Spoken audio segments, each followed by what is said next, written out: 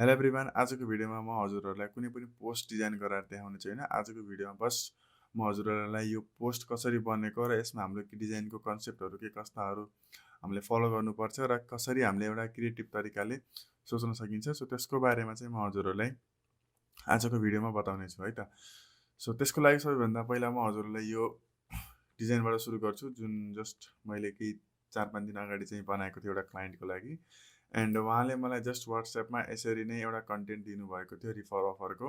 And यो कन्टेन्टलाई राखेर चाहिँ मलाई डिजाइन गर्नु भन्नुभएको थियो। सो मैले जस्ट यसरी नै डिजाइन गरेर उहाँलाई सबमिट गरेँ एन्ड डिजाइन ओके भएको छ। र यो डिजाइनको कन्सेप्ट म हजुरहरूलाई आज सेयर गर्छु। सो फर्स्ट अफ अल यो कसरी बन्यो, सो यसको बारेमा बताउँछु।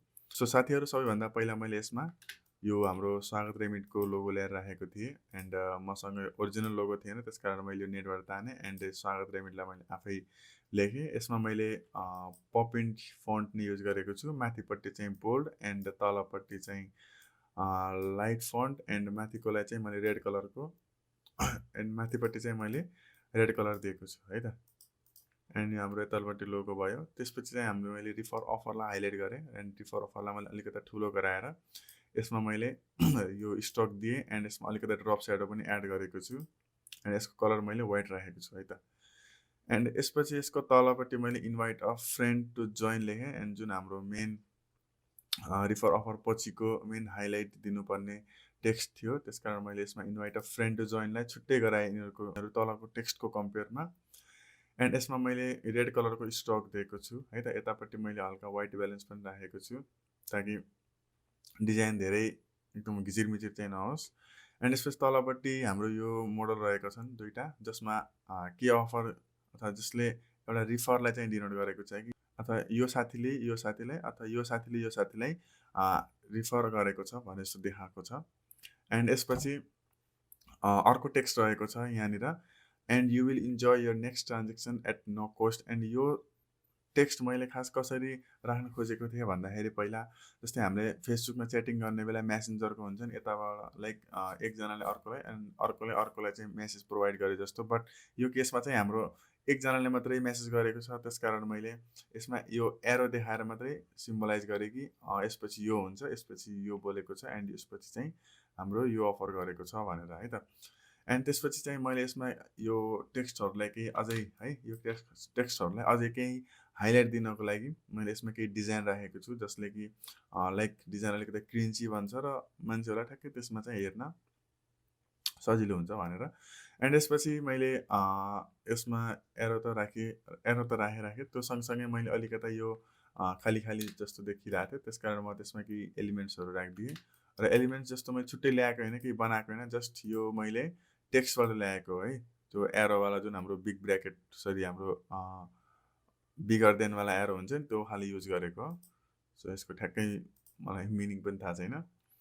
एन्ड त्यसपछि तल हेर्ने हो भने हाम्रो यहाँनिर क्युआर राखिदिएको छु एन्ड क्युआरमा स्ट्रोक पनि छ र त्यसको तलपट्टि मैले यो रेक्टेङ्गल सेप ल्याएर राखेको छु र तल यसको लेफ्ट साइडतिर हटलाइन र यो पनि मैले पेन टुलबाट नै बनाएको देख्न सक्नुहुन्छ। यो छुट्टै छ, यो छुट्टै छ। मैले यसलाई कन्ट्रोल जेड गरेँ एन्ड यसको तलपट्टि चाहिँ हाम्रो यो टेक्स्ट रहेको छ र यो हाम्रो कलको आइकन भइहाल्यो। एन्ड यतापट्टि चाहिँ हाम्रो गुगल प्ले एन्ड एप स्टोरको आइकन र तलपट्टि डाउनलोड आवर एप नाउ। त्यसपछि त्यसको तलपट्टि चाहिँ मैले वेबसाइट्स र वेबसाइटको आइकन पनि राखिदिएको छु। एन्ड अल ओभर गाइज, यसपछि हामीले यहाँनिर अलिकता लास्ट एउटा फाइनल टच दिनको लागि मैले यसमा गिफ्ट एन्ड कल फोन अनि यो रिफर अफरको रिफर आइकनहरू चाहिँ मैले राखिदिएको छु, जसले कि डिजाइनलाई चाहिँ अलिकता त्यो भाइब्स दियोस् कि यसमा चाहिँ रिफर दिइरहेको छ है, अफर दिइरहेको छ भनेर। एन्ड यसपछि गाइज हामीले लास्टमा केही डिजाइनिङका प्रिन्सिपल्सहरू पनि हुन्छन् जुन हामीले फलो गर्नुपर्ने हुन्छ र हरेक ठाउँमा हामीले ग्राफिकको प्रिन्सिपलहरूलाई फलो गर्नुपर्ने पनि छैन र धेरै जसो केसमा हामीले फलो गर्नुपर्ने पनि हुन्छ है। र यो दुइटाको मिक्सअप गरेर यदि हामीले डिजाइन गर्न थालियो भने हाम्रो डिजाइन चाहिँ एकदमै राम्रो हुन्छ है। जस्तै कि हामीले यहाँनिर देख्न सक्नुहुन्छ, यो हाम्रो लेफ्ट अलाइनको र प्रिन्सिपल्समा पर्छ, यानि कि मैले यसमा यताबाट देख्ने हो भने हेर्नु यो सबैलाई मैले यसरी अलाइनमेन्ट राखेको छु है त।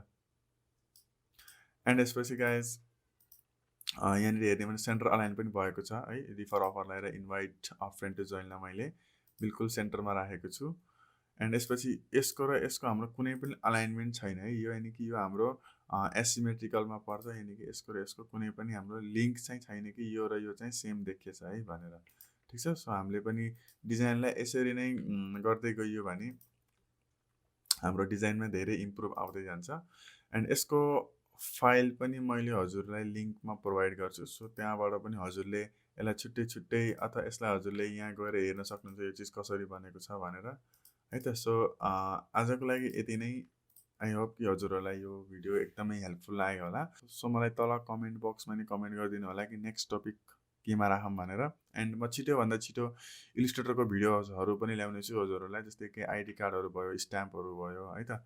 एन्ड पोस्टहरूमा धेरै क्रिएटिभिटी लगाउनुपर्छ। एन्ड यस पोस्टहरू बनाउँदाखेरि हामीले धेरै जसो टुलहरू युज गर्नुपर्ने हुन्छ। त्यसकारण पोस्ट बनाउँदाखेरि हामीलाई एउटा कन्सेप्टको आइडियाजहरू चाहिँ जेनेरेट हुन्छ है त। सो आजको लागि यति नै। एन्ड फेरि भेटौँला हामी अर्को भिडियोमा एन्ड अर्को टपिकको साथ।